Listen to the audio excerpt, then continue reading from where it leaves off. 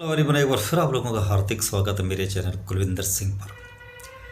तो सबसे पहले तो आप मेरी वीडियो को लाइक कर दें और subscribe my channel also please. इससे मुझे बड़ी हेल्प मिलेगी, मेरा चैनल ग्रो होगा अगर आप लाइक करेंगे। और मेरी वीडियो पे कमेंट करना मत भूलिएगा। अगर आप मेरे विचारों से सहमत हैं या नहीं भी सहमत, अगर आप मेरे विचारों से सहमत हैं या नहीं सहमत हैं, अपने विचार नीचे कमेंट बॉक्स में ज़रूर रखिए, कमेंट ज़रूर कीजिएगा। तो आज हम बात करेंगे मुकद्दर का सिकंदर सलमान खान के बारे में, कि जो इतने लकी रहे हैं, उनका कैरियर इतना शानदार रहा है, तो क्या उन्हें फ्यूचर में अब सावधान रहने की ज़रूरत है। पहला क्वेश्चन तो मेरे माइंड में ये आता है कि क्या सलमान खान का एक्टिंग कैरियर ख़त्म हो चुका है? क्या वो फ्यूचर में बाउंस बैक कर सकते हैं? क्या उनकी कोई फ़िल्म दोबारा वही सुल्तान, बजरंगी भाईजान, वांटेड वाला, या हम आपके हैं कौन वाला, या साजन वाला जादू जगा सकती है? तो एक्चुअली मुझे इसकी संभावना दूर दूर तक नज़र नहीं आती। अगर आपको संभावना नज़र आती है तो आप नीचे कमेंट बॉक्स में अपने विचार रखें। तो मेरे पास कई कारण हैं। एक तो सलमान खान जो है वो जब नए नए थे, मैंने प्यार किया से लेके सुल्तान तक, तो काफ़ी मेहनत किया करते थे। यहाँ तक कि उन्होंने सुल्तान फिल्म में इतनी मेहनत की थी, इतना उनका बदन टूट गया था। उन्होंने एक कंट्रोवर्शियल स्टेटमेंट भी दिया था जो मैं नहीं बोल सकता। उन्होंने कहा था कि मेरी थकावट से बहुत हालत खस्ता हो गई है। तो तेरे नाम में भी उनकी मेहनत नज़र आती है, सुल्तान में भी आती है, हम आपके कौन में भी नज़र आती है। हालांकि मैं स्पष्ट कर दूं कि वो ग्रेट एक्टर, महान अभिनेता तो कभी नहीं रहे। बस उनका एक स्टाइल था। एक तो लुक वाइज बहुत अच्छे लगते हैं, उन पर हर तरह का लिबास जचता है, पर्सनैलिटी अच्छी है। लेकिन दूसरी तरफ जो एक्टर के पास कुछ क्वालिटीज़ होनी चाहिए, उनके पास नहीं है। सबसे ख़राब बात उनके लिए ये है कि उनकी आवाज़ जो है वो सनी देओल, अमिताभ बच्चन या अमरीश पुरी की तरह दमदार नहीं है। वो उनका बेस बैरीटोन उनकी वो वॉइस नहीं है।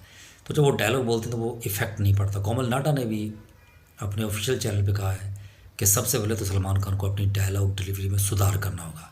तो ये बड़े अफसोस की बात है कि इतने साल एक्टिंग करने के बाद भी कोमल नाटा को ये बात बोलनी पड़ी है, जबकि सनी देओल अपनी डायलॉग डिलीवरी के लिए जाने जाते हैं। और एक और बात है कि सलमान खान को इस बात का बड़ा घमंड रहता है कि उनकी फिल्म 100-200 करोड़ तो यूँ ही कर लेती है। उनको इस हैंगओवर से बाहर आना होगा, क्योंकि लास्ट की उनकी 8-10 फिल्में आप देखें तो उनका अंडर परफॉर्मर रही हैं। सही मानों में सुल्तान के बाद उनकी कोई भी फिल्म नहीं चली। टाइगर 3 को आप थोड़ा सा ठीक ठाक कह सकते हो। हाँ, ये बात सही है कि उनकी फिल्में दूसरे स्टार्स के मुकाबले फिर भी थोड़ा बहुत बॉक्स ऑफिस पे भीड़ को खींच लाती हैं। ये स्टारडम उनका फिल्म इंडस्ट्री में सबसे बड़ा है। मैं मानता हूँ कि उनसे बड़ा फिल्म इंडस्ट्री में कोई क्राउड पुलर नहीं है। लेकिन अब ये बात भी झूठी साबित होती जा रही है सिकंदर के बाद। सिकंदर मुझे लगता है उनकी लाइफ की सबसे वर्स्ट फिल्म है। ट्यूबलाइट में भी उन्होंने अच्छी कोशिश की थी, एक अलग तरह का एक्टिंग करने की कोशिश किया गया था उनके द्वारा, लोगों को नहीं पसंद आया। उसमें बेचारा सा दिखाया गया था, लोगों को नहीं पसंद आया। सलमान खान बेचारे करेक्टर करने के लिए नहीं बने, वो वांटेड जैसे करेक्टर करते अच्छे लगते हैं, सुल्तान जैसे, दबंग जैसे। और एक गलती वो जो करते हैं फ्यूचर में उनको नहीं करनी चाहिए। उनको अपनी फिल्म में एक दमदार विलन रखना चाहिए, सोनू सूद जैसा, विक्की कौशल जैसा, बॉबी देओल जैसा, और हो सके तो शाहरुख खान को भी अपने सामने खड़ा कर दें। तो वो रिस्क लेने से बहुत डरते हैं। रणबीर कपूर को देखिए, अनिमल को देखिए, उनके सामने बॉबी देओल जैसा दमदार विलन खड़ा कर दिया। मिस्टर इंडिया में देखिए अमरीश पुरी को खड़ा कर दिया गया, शोले में देखिए अमजद खान को कर दिया गया। तो ये एक्सपेरिमेंट करने से सलमान खान हमेशा डरते हैं। दूसरा जब वो फिल्म में होते हैं तो उनको लगता है कि फिल्म में सबसे बड़े वही हैं, बाकी सब लल्लू गंजू हैं। ना तो वो डायरेक्टर को कुछ समझते हैं, किसी को कुछ नहीं समझते, हीरोइन को तो वो कुछ भी नहीं समझते। वो सोचते हैं कि मैं अकेला ही फिल्म में काफ़ी हूँ, बाकी किसी की ज़रूरत ही नहीं है। जैसे पंजाब की बसों में लिखा होता है कि एक ही काफ़ी और से माफ़ी, दो ही काफ़ी और से माफ़ी। ये सब नहीं चलता।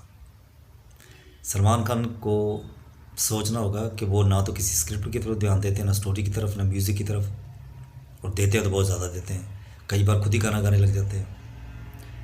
और अब उनके बॉडी में भी वो फ्लेक्सिबिलिटी नहीं रही, उनको अपनी बॉडी पे और भी मेहनत करने की ज़रूरत है, उनको फिट होना पड़ेगा।